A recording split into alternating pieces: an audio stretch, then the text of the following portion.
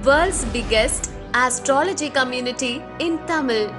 Online Astro TV, வாழ்வின் வெளிச்சம். Online astro டிவியை கண்டு மகிழுங்கள்.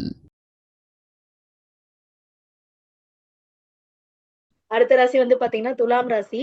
துலாம் ராசிக்கு இந்த குரு பயிற்சி பலன் சொல்ல வருவது நம்ம தர்மசாஸ்தாவுடைய நான் ஸ்டாப் பேச்சாளர்னு சொல்லி எங்க மைக் கிடைச்சாலும் என் மச்சி பேசிட்டே இருப்பாரு அப்படின்னு சொல்லக்கூடிய உயர் திரு கோபிநாத் சார் அவர்கள் தான். வணக்கம் கோபி, நீங்க சொல்லுங்க துலாம் ராசிக்கு இந்த குரு பயிற்சி எப்படி இருக்குன்னு. குருநாதருக்கு என் முதற்கண் வணக்கங்களை தெரிவித்துக் கொண்டு அனைவருக்கும் மாலை வணக்கங்கள் மற்றும் குரு பயிற்சி நல்வாழ்த்துக்கள். அதாவது துலா ராசியை வந்து எப்படி சொல்லலாம்னா, காலபுருஷத்துக்கு வந்து ஒரு மைய ராசி வந்து நம்ம உலகத்தோடைய பலன்களுக்கு கிட்டத்தட்ட இவங்களுக்கும் பொருந்தும். அதுக்கு நிகரான ஒரு ராசின்னு சொல்லலாம். சரிங்களா? அது மாதிரி இவங்க வந்து பாத்தீங்கன்னா ஆத்துல போட்டாலும் அளந்து போடுங்கன்னு சொல்லுவாங்க. அதுக்கு வந்து இவங்க தான் உதாரணம். ஸோ குடும்பத்தையும் சமுதாயத்தையும் சரியா பேலன்ஸ் பண்ண தெரிஞ்சவங்க.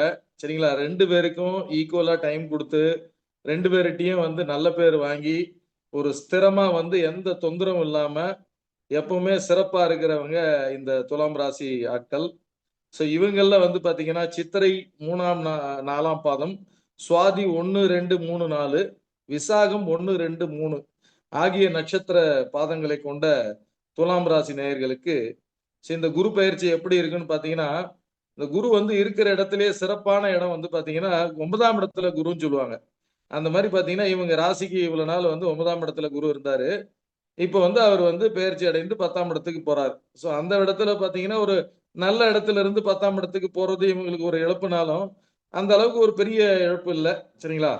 ஏன்னா இவங்களை பொறுத்த வரைக்கும் 3ஆம் அதிபதியும் 6ஆம் அதிபதியுமான குரு 10ஆம் இடத்துல போய் ஒரு உச்ச நிலையை அடையிறாரு. அவர் வந்து பலம் பெறது இவங்களுக்கு சிறப்பு தான். ஸோ இதன் வழியாக இந்த குரு பயிற்சியின் பலனாக இவங்களுக்கு என்ன கிடைக்கும்னு பாத்தீங்கன்னா, ஒரு நல்ல குடும்ப வாழ்வு மேம்படும். திருமண தடைகள் இருந்தால் அது நீங்கும். அது குடும்ப வாழ்வு இல்லாதவங்களுக்கு குடும்ப வாழ்க்கை ஏற்படும். சரிங்களா? ஒரு நல்ல ஒரு மாத வருமானம் வந்து ஒரு நல்ல வருமானம் கிடைக்கும். வேலை தேடி கஷ்டப்பட்டுட்டு இருந்தவங்களுக்கு வேலை கிடைக்கும். சரிங்களா?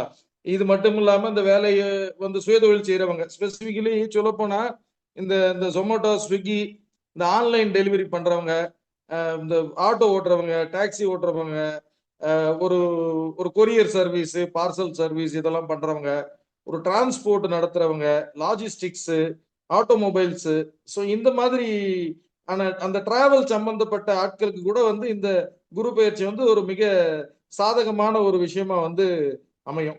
ஸோ அது மட்டும் இல்லாம வந்து இந்த தகவல் தொடர்பு ஐடி துறையில இருக்கிறவங்களுக்கு இந்த குரு பயிற்சி ஒரு சாதகமான சூழ்நிலையை ஏற்படும்.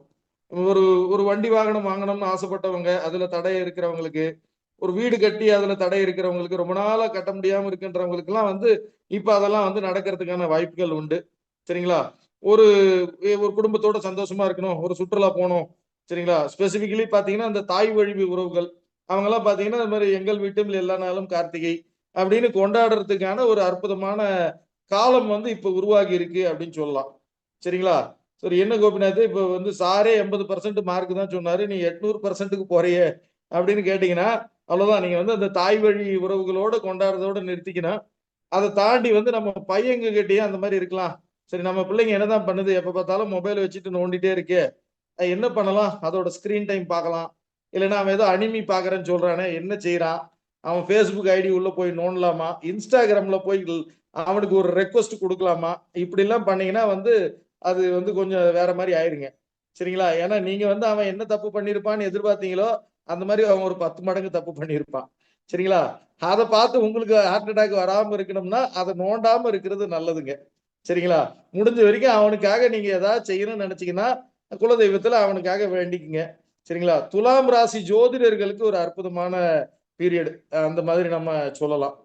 அதுக்கு அடுத்தது ஸ்பெசிபிக்கான பாவகத்துக்கு வாங்க, எப்படி இருக்கு இவங்களுக்கு 6ஆம் இடம் அப்படின்னு கேட்டீங்கன்னா, பெருசா கடன் ஏற்படுமானா கடன் ஏற்பட பெருசா வாய்ப்புகள் இல்லைனாலும் இதை என்ன ரெக்கமெண்ட் பண்ணுவோம்னா, இல்ல கடன் வாங்குறது நல்லது. இந்த நேரத்துல வந்து பாத்தீங்கன்னா நீங்க கடன் வாங்குறது ஸ்பெசிபிக்கா வந்து பாத்தீங்கன்னா ஒரு தங்க நகைகளை வச்சு ஒரு கடன் வாங்கி அதை தொழில முதலீடு பண்றது இவங்களுக்கு நல்லது.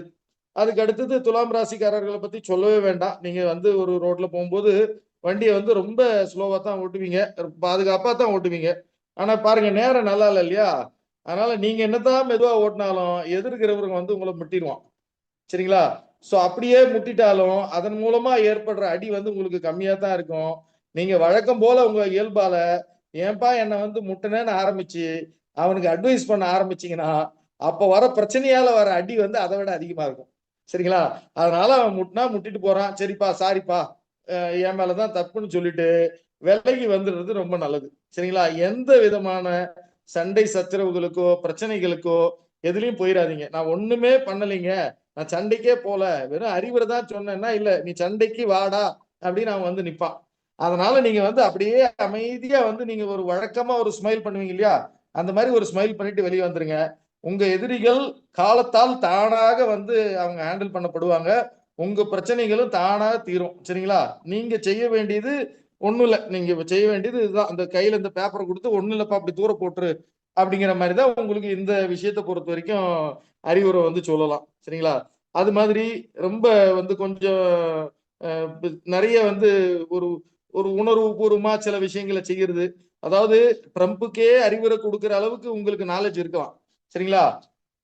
ஆனா அதுக்காக அளவு மீறி அதை வந்து ஸ்டேட்டஸா வைக்கிறது, நம்ம ஒரு ரீல்ஸ் போட்டு ட்ரம்ப்புக்கு அறிவுரை கொடுக்கறது, இந்த மாதிரி வந்து வேலைகள்லாம் வந்து செய்ய வேண்டாம். ஏன்னா வந்து பாத்தீங்கன்னா உங்களை தான் வந்து முதல்ல வந்து இந்த ஐடி விங்க பிடிச்சி ஜெயில பிடிச்சி போடுவாங்க.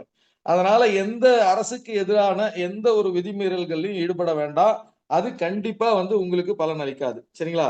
மற்றபடி உங்களுடைய தொழில் அற்புதமாக அமையறதுக்கு ஒரு நல்ல அமைப்பு இருக்கு.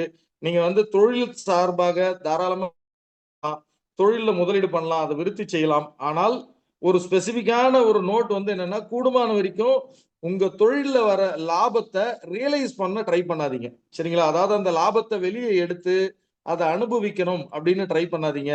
அது உங்களுக்கு பயன் தராது. அதிகமா பெருசா ஆசைப்பட்டு பெருசா ரிஸ்க் எடுக்க வேண்டாம், அதுவும் பயன் தராது.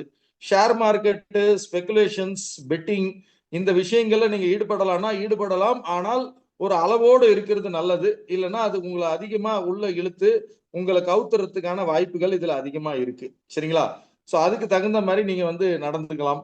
அதாவது ரொம்ப ஷார்ட்டா இந்த குரு பெயர்ச்சி உங்களுக்கு எப்படி தரும் அப்படின்னு சொன்னீங்கன்னா, பொறுமையே பெருமை. சரிங்களா? அதுதான் உங்களுடைய தாரக மந்திரம். அதை நீங்க ஃபாலோ பண்ணிக்கிட்டீங்கன்னா இந்த குரு பெயர்ச்சி உங்களுக்கு ரொம்ப அற்புதமா அமையும். சரிங்களா? கொஞ்சம் சில சில வியாதிகள், நோய்கள் இதெல்லாம் வந்து ஏற்பட்டு தானா தீர வாய்ப்புகள் இருக்கு. அதை நீங்க கூடுமான வரைக்கும் உங்க ஹெல்த் விஷயத்துல, சாப்பாட்டு விஷயத்துல கவனமா இருந்தீங்கன்னா இது வந்து உங்களுக்கு சிறப்பா அமையும். சரிங்களா? இந்த தடவை சார் பரிகாரம் என்னன்னு சொல்லலாம்னா, ஏற்கனவே சொன்ன மாதிரி நீங்க பொறுமையா இருக்கிறதே மிகப்பெரிய பரிகாரம் தான். சரிங்களா? அதுக்கு அடுத்து வேற ஏதாவது செய்யணும்னு நினைச்சீங்கன்னா, சோ நம்ம வந்து ஏதாவது கால்நடைகளுக்கு உங்களால முடிஞ்ச உணவு கொடுங்க. சரிங்க. உங்களுக்கு பக்கத்துல இருக்கிற செடிகளுக்கோ இல்லைன்னா ஒரு விவசாய நிலம் இருந்தா அந்த பயிர்களுக்கு ஒரு தண்ணி பாய்ச்சறது, உரமிடுறது இந்த மாதிரி வேலைகளை செய்யுங்க. சோ வள்ளி தெய்வானை சமேத, அதாவது திருத்தணியில இருக்கிற மாதிரி வள்ளி தெய்வான சமேத முருகப்பெருமான தரிசனம் பண்றது உங்களுக்கு வந்து ஒரு நற்பலன்களை தரும். தேவாங்கு தரிசனம் உங்களுக்கு சிறப்பு தரும். சரிங்களா? சோ இந்த மாதிரி உங்களுடைய நேச்சரான பொறுமைக்கு சவால் விடுற மாதிரியான ஒரு காலம். சோ நீங்க உங்களை மாதிரி இருந்தீங்கன்னா சோ இந்த குரு பெயர்ச்சி உங்களுக்கு மிகப்பெரிய வெற்றியா அமைய வாய்ப்புகள் இருக்கு. நன்றிங்கய்யா.